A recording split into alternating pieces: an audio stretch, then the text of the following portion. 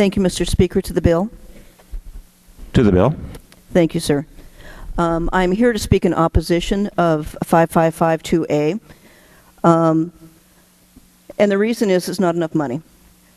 But the one thing I do want to say is I appreciate the very, very, very hard work on part of the Ways and Means Committee, because I know that it was very hard for them to come to this decision, yet they wanted the decision to come at a time that was good for schools.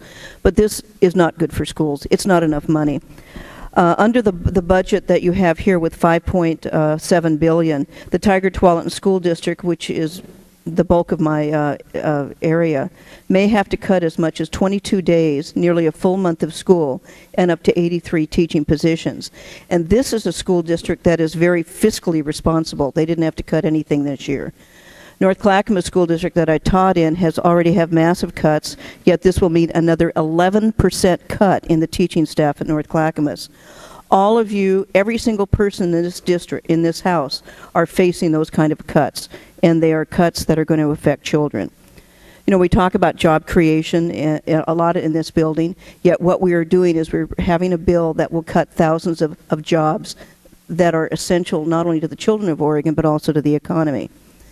You know, I'm not new to budget cuts at all. In 2003, I lived through the Hillsborough budget cuts where they cut school 17 days early. These were cuts that got us attention nationwide. And Mr. Speaker, permission to use a visual aid? Representative Doherty requests unanimous consent to use a visual aid. Is there any objection? Seeing none, so ordered. In 2003, the state of Oregon got a lot of press. They got press from the New York Times twice. We were on the cover of the New York Times. And the headline that they have in the article was "Out of Money, Oregon Schools End Year Early." In the Oregonian on May 24th, 2003, in fact, I showed this morning to Representative Lindsay, and his heart stopped a little bit. But it talks about the Hillsborough schools closing early. Unfortunately, right underneath that was that LeBron James signed with Cleveland Cavaliers for $90 million. And so I thought it was kind of ironic that that was a headline that they would have. This is the kind of publicity that Oregon got nationwide, and it was not good. The fact that we couldn't fund our schools was on display to the entire nation. We've gone from $6 billion school budget 3 years ago to scrambling for $5.7 billion now. We were a leader in education, and there are educators sitting in this room that were part of the leadership of the education in Oregon. And now we become the poster child for schools in 2003 of closing early. Now we stand on the verge of being a Doonesbury parody again. If we disinvest in our schools now, we'll never get to the point that we can regain our footing in the schools. $5.7 billion is not adequate to meet the needs of our students in the coming school year.